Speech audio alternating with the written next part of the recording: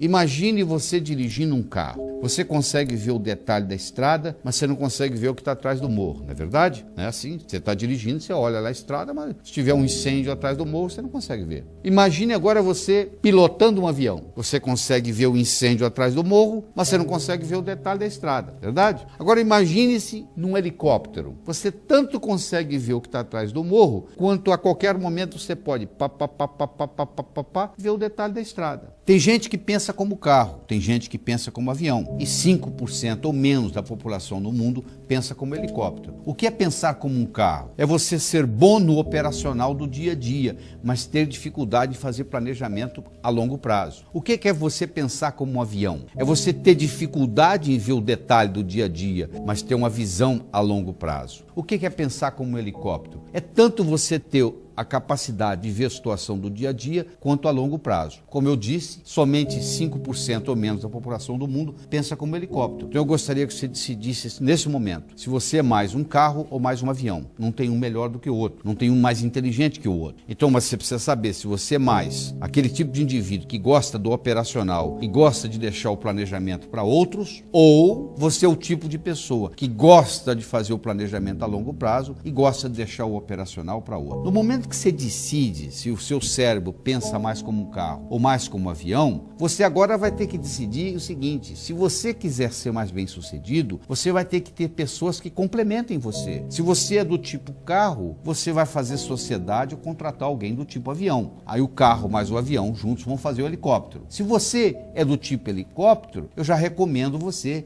a contratar alguém que é do tipo carro para poder fazer o processo. Então, essa história de você entender como que o seu cérebro funciona, se ele é mais esquerdo ou ele é mais direito, o esquerdo é o mais detalhista, o direito é o mais global, o esquerdo vê a árvore, mas não vê a floresta, o direito vê a floresta, mas não vê a árvore. Então, o ideal, claro, seria um equilíbrio, que a maioria não tem. Então, você tem que ver qual a sua predominância. E a partir daí, você começa, então, a trabalhar com mais eficácia no processo. Pequenas diferenças em desempenho trazem uma tremenda diferença em resultado. Eu tenho um cavalo que chegou em primeiro lugar, ganhou $15 mil de prêmio, e o que chegou em segundo, numa diferença de nariz, ganhou 5 mil. Não significa que o primeiro cavalo é 3 vezes mais veloz que o segundo, a diferença foi de nariz. Uma pequena diferença em desempenho traz uma tremenda diferença em resultado. Essa é a verdade. Então isso aí é importante. O seu desempenho, tanto pessoal quanto profissional, nunca será maior do que a sua autoimagem. Se você está operando em 70% do seu potencial e consegue passar para 72%, isso vai fazer uma diferença enorme na sua vida. Você melhorou um pouquinho a sua autoimagem, faz uma diferença enorme. Eu quero trabalhar com você agora em como que você melhora a sua autoimagem. São 3 coisas muito simples. Primeiro, você tem que aprender a trabalhar com visualização. Uma visualização bem feita, o cérebro não sabe se aquilo realmente aconteceu ou você só pensou. Albert Einstein, que foi considerado o homem mais inteligente do século XX, ele dizia que imaginação é mais importante que conhecimento. E o que é imaginação? É um processo de visualização. Uma visualização bem feita convence o cérebro que aquilo é realidade. Você tem uma reunião importante amanhã, você visualiza hoje como que você quer essa reunião amanhã. E amanhã você já terá, entre aspas, feita a reunião pela segunda vez. Porque agora quando você vai lá, você já tem uma experiência. Segunda coisa importante é o diálogo interno. É uma conversa que você tem com você o tempo todo. Você já percebeu? Desde que você está aí me assistindo, você tem dentro da sua cabeça uma conversa de você com você. Esse diálogo interno reflete a sua autoimagem. É de uma importância muito grande. Se eu pegar uma tábua de 40 centímetros de largura, 20 metros de comprimento, colocar no chão e pedir uma pessoa para caminhar de uma ponta a outra da tábua, eu acho que não vai haver nenhum problema. Essa mesma tábua, colocada a uma altura de 50 metros, poucos vão querer atravessar de um lado para outro. É a mesma tábua, tem a mesma largura, tem o mesmo comprimento. E por que agora você não atravessa? Porque na hora que você pisar na tábua lá em cima, vai desencadear um diálogo interno. Você vai cair, vai escorregar, é perigoso. Você nunca deixou de fazer nada porque o seu braço doeu, porque sua perna doeu. Você deixou de fazer alguma coisa importante porque entre o seu ouvido esquerdo e o seu ouvido direito surgiu uma voz, que é o seu diálogo interno. Uma pergunta que eu tenho para você é muito simples. O seu diálogo interno é um diálogo de amigo ou de inimigo? Você trata você bem ou você é um crítico para você mesmo? É muito importante você avaliar isso. E finalmente, a sua postura corporal. A sua postura corporal determina como flui sua energia. As pessoas deprimidas, em geral, são pessoas cabisbaixas. São pessoas que olham para baixo. Você vai num shopping, você olha as pessoas caminhando, você pode até dizer, começar a determinar se elas são bem-sucedidas ou não. Porque as pessoas bem-sucedidas, elas caminham com uma certa postura corporal, como se tivesse um gancho vindo do céu. A cabeça estica, o pescoço estica, o ombro relaxa, elas têm uma posição de sucesso. É uma posição quase que de realeza. A família real aprende a caminhar com essa postura desde criança, é o que dá esse diferencial. Então, quando eu reúno essas três coisas, eu trabalho com a visualização, que é a parte visual, eu trabalho com o diálogo interno, que é a parte auditiva, e eu trabalho com a postura corporal, que é a parte sinestésica. Quando eu coloco essas três, eu melhoro minha autoimagem e, consequentemente, o meu desempenho. Você tem que descobrir na sua vida um diferencial, porque todo mundo quer melhorar, todo mundo está competindo. Agora, eu quero saber qual é o seu diferencial, o que você vai capitalizar, quais são aquelas suas qualidades que nasceram com você. Você tem que capitalizar no que você é bom, não nos seus pontos fracos. Se você capitalizar nos seus pontos fracos, você vai ficar a vida inteira tentando fortalecer os seus pontos fracos. Agora, se você capitalizar naquilo que você é bom, nisso você vai se destacar. E claro que eu tenho que ser proativo. A analogia que eu faço é muito simples. Compare um termômetro com o termostato. O que o termômetro faz? O termômetro mede a temperatura. Você coloca o termômetro no meio ambiente, o termômetro vai dizer que temperatura que está ali. Não é verdade? Isso é o termômetro. Agora, o termostato, não. O termostato é diferente. O termostato muda a temperatura. Se eu vou num ar-condicionado e coloco 21 graus Celsius, em poucos minutos, em poucas horas, aquele ambiente vai se tornar 21 graus Celsius, independente do que está lá fora. Então, olha que diferença. O termômetro mede, o termostato muda. Então, o indivíduo proativo, ele muda a circunstância, enquanto que o indivíduo reativo, ele se adapta à circunstância. Ele encontra a circunstância e vive dependendo das circunstâncias. Então, as pessoas bem-sucedidas, que sabem administrar a si mesmas, são pessoas proativas. Então, você tem que perguntar o seguinte: como que eu posso ser mais proativo no meu dia a dia?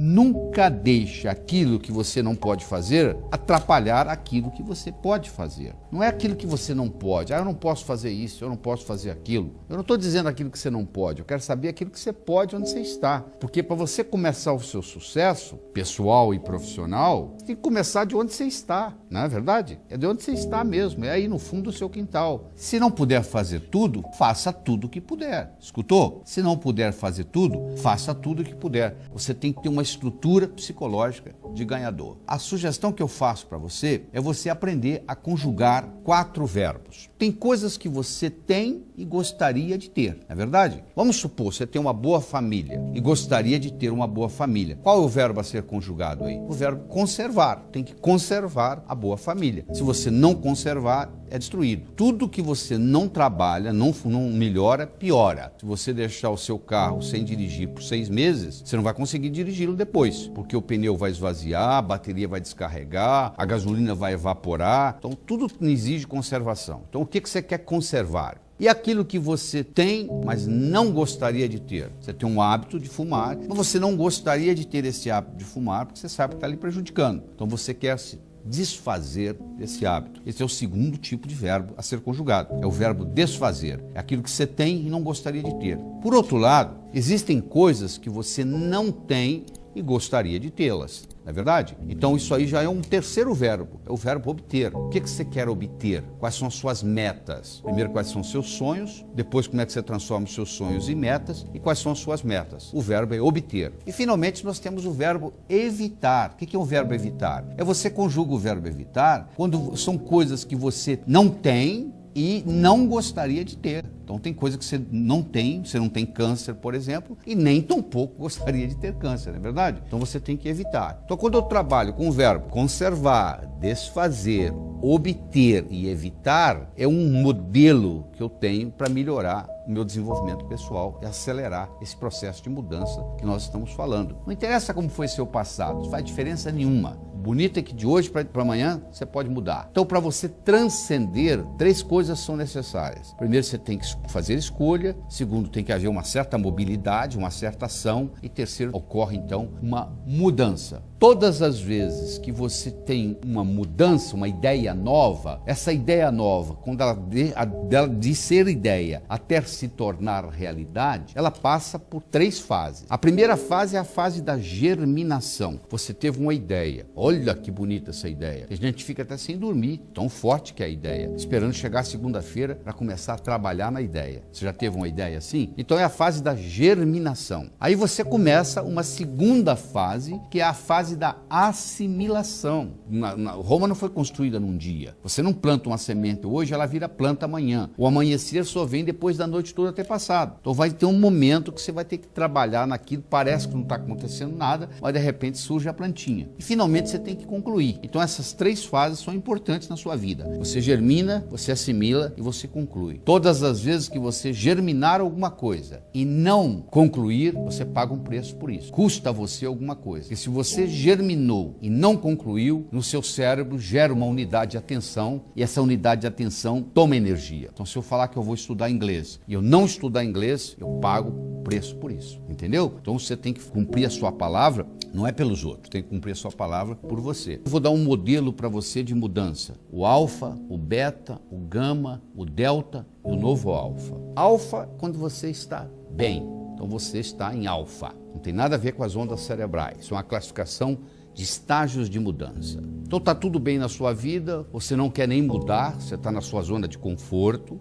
Aí ocorre na sua vida uma coisa inesperada, alguma coisa que não lhe incomodava, não estava lhe incomodando porque não existia e de repente passou a lhe incomodar. Então isso é o beta. É o problema que surge e cria em você uma dissonância. Um grupo de mulheres estavam se banhando no rio e um indivíduo estava lá olhando, esperando que elas saíssem do rio para que ele pudesse vê-las nuas, porque elas estavam dentro d'água. E nunca elas saíam. E de repente uma delas vira e avista esse indivíduo olhando para elas. E conta para as outras e todas elas em direção ao indivíduo e diz, se você está pensando que nós vamos sair dessa água para você nos ver nuas, você está muito enganado. Nós vamos ficar aqui o tempo que for preciso. E o indivíduo olha para elas e diz, não, eu não estou aqui querendo ver vocês nuas. Eu vim apenas aqui alimentar o jacaré que vive aí. Na mesma hora elas saíram correndo. Na hora que falou o jacaré que vive aí, criou-se uma dissonância. Então, quando acontece alguma coisa, você perde um parente, um ente querido, há um divórcio, há um problema na família, ou quem sabe você perde o emprego, aí você entra em dissonância, você entra nesse processo beta. E quando ocorre essa dissonância, isso é um estímulo para você mudar, não é verdade? Em geral, o que acontece durante os problemas é que as pessoas entram em depressão, as pessoas regridem. Quando nós temos um trauma, como nós temos um problema mais sério, a tendência durante aquele período é regredir. Nós vamos para o alfa, beta, gama. A gente pensa que não tem saída, o sujeito perdeu o emprego e fala, não tem mais jeito, eu não vou conseguir arrumar mais nada, porque eu perdi o emprego. Aí ele começa a pensar que muitas outras pessoas também perderam o emprego e se recuperaram. Quem sabe ele pode até ser um empresário. Ele pode até fazer desse problema uma oportunidade. Não é verdade? Porque as oportunidades,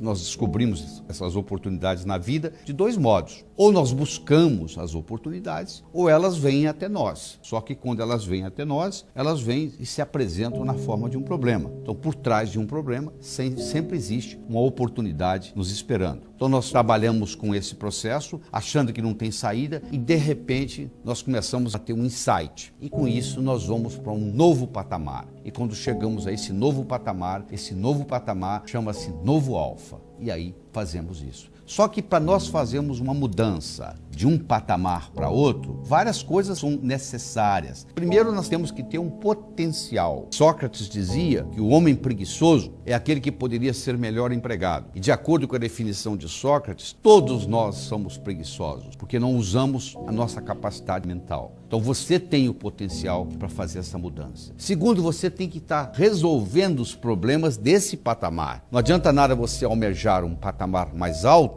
se você não está conseguindo resolver os problemas deste patamar. Você tem que ter a solução para isso. Terceiro, tem que surgir uma certa dissonância, ou externa ou interna. ou um jacaré que surge de repente, você tem que sair correndo da água, que é uma dissonância externa, ou uma dissonância interna num processo de automotivação.